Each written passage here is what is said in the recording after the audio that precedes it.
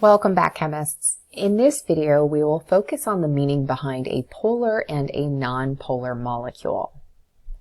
After today, you should be able to define the term polarity, explain why certain atoms have more attraction for electrons, identify molecules as either polar or nonpolar based on its symmetry, and identify which geometries generally will be polar molecules. So when we talk about something like polarity, I want to have you think back to your experience in maybe the younger grades with science. One of the things that you got to play with are magnets. And we said that magnets have two poles, a north and a south. And the good news is that molecules also almost have two opposite poles, right? A positive side and a negative side. And that's exactly what it means for a molecule to be considered polar. However, what often confuses students is we can have molecules that are polar, but for example, would contain polar and nonpolar bonds. So it's important for us to differentiate between polar bonds and polar molecules, and conversely, nonpolar bonds and nonpolar molecules. So we'll first talk about polar bonds. So a polar bond is a bond where the electrons are shared unequally between atoms. The atom that is more electronegative will pull the electrons closer to itself. Remember, more electronegative atoms have a greater attraction for electrons, and this is due to the effective nuclear charge. When you have different atoms, each atom has a different attraction or a different pull on the electrons. So for example, the molecule HF is considered a polar molecule. The reason why is because the shared electrons are more attracted to the fluorine side of the molecule, right? Fluorine is the most electronegative element on the periodic table. It has the most attraction for those electrons. And so therefore, what we're going to see happen is that those electrons are pulled more towards the fluorine side. And notice I have these two new signs there. So since electrons are negatively charged and fluorine is attracting them more, fluorine is going to gain this partial negative charge. So that little sign that you're seeing there, it kind of looks like an S with a circle at the end, right? So if you were to draw this on your paper, draw kind of what looks like an S and then put a little kind of circle in there. That sign means delta negative, and that means that it has a partial negative charge. It's not a full negative charge. It's not like the electrons have been completely transferred. It's just that they're held a little bit more closely to the fluorine. Conversely, if the electrons are being pulled away from the hydrogen, guess what? Hydrogen is going to have a partial positive charge. And so we can show it in one of two ways, those partial charges. We can show it as the partial positive, partial negative sign, or you can use the arrow that you see below there. And so this molecule is considered a polar molecule. Another thing that you'll sometimes see is we say that this molecule has a dipole moment. Okay, so dipole, again, di meaning two poles. Let's talk about what it means to be a nonpolar bond. So a nonpolar bond is going to exist whenever electrons are shared equally between two atoms. And the scenario is going to be such that each atom is going to be the same. So therefore, they both have the same attraction for the electrons, right? They have the same electronegativity value, the same attraction. And so therefore, we're not going to see the electrons pulled in any one direction more than another. So here's two examples. The first is hydrogen. Each hydrogen has the same attraction for the electrons, and so therefore you're not going to see the electrons pulled more towards one hydrogen or another. So this is considered to be a nonpolar molecule, right? It has a nonpolar bond. The atoms are the same.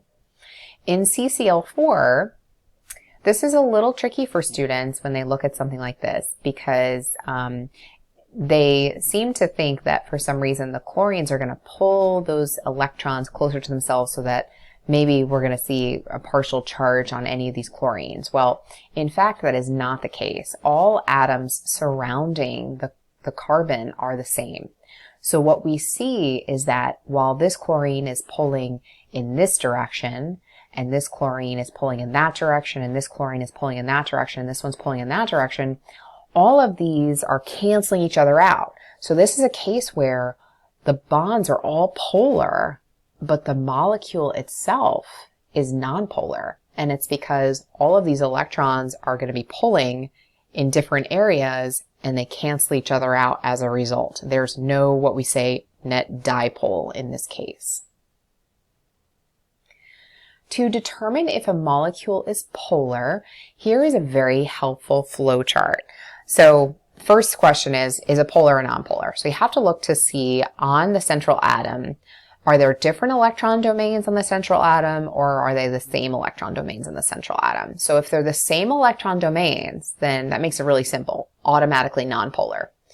But if they're different electron domains, then your question has to become, is it asymmetrical or is it symmetrical? So if it's asymmetrical, it's going to be polar. If it's symmetrical, then it's going to be nonpolar. And we'll show you plenty of examples that go along with this flowchart. So here's carbon dioxide versus COS. So the first thing is you have to draw the correct Lewis structures before you can tell the polarity. So for carbon dioxide, notice that on the central atom, they are the same electron domains. So that makes it really easy by following our flow chart. It's automatically nonpolar. For COS, there are different electron domains on the central atom. There's an oxygen and a sulfur. So therefore, this is going to be considered asymmetrical because they're different domains, and so therefore it's going to be polar.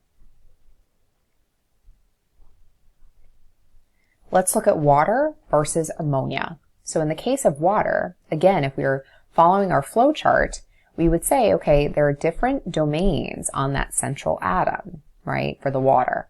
And so we have to say, is it asymmetrical or symmetrical? Well, we definitely know that this is going to be asymmetrical because if you were to chop that molecule in half, the top does not match the bottom. And so that is considered a polar molecule. Whereas for NH3, it's the same deal, right? Different electron domains, the top doesn't match the bottom, that's also going to be polar. One thing that's helpful and students sometimes get confused about, when I talk about electron domains, make sure you understand that an unshared pair of electrons is not the same as a bonded atom. So you do want to treat that as if it is a different electron domain or a different atom. So let's look at methane. So with methane, and then we have this guy here, the CH3Cl, what we see here is that for methane, this is going to again have all the same domains around the central atom, so automatically nonpolar. For CH3Cl, notice how there's a chlorine, and then there's 3 hydrogens. So therefore, we are going to see this be asymmetrical, and this is going to be polar. So here are some harder examples. So for these two, here's XeF2 and XeF4. And so this is where your knowledge of molecular geometry becomes incredibly important. So for XeF2, we need to look at the fact that we have different electron domains in the central atom, without question. But then we have to say to ourselves, is it asymmetrical or symmetrical? Well, we're most concerned with the fact that each fluorine is pulling in opposite directions, right? We've got a fluorine on top and a fluorine on bottom, and so they're pulling in opposite directions, canceling it out. So this would be a case where this molecule is considered symmetrical. And you can figure that out by building the molecule using models. And so this linear shape that you see here with the 5 electron domains is always going to be nonpolar. Same thing with XeF4. So this is a square planar geometry. So even though we have different electron domains around the central atom, this is considered to be a nonpolar molecule because this is symmetrical. So this is also nonpolar. At this point, you're going to want to try out the molecules on the exit ticket, turn that in, and then as always, practice makes perfect, so you can begin worksheet 5H. Thank you so much for watching.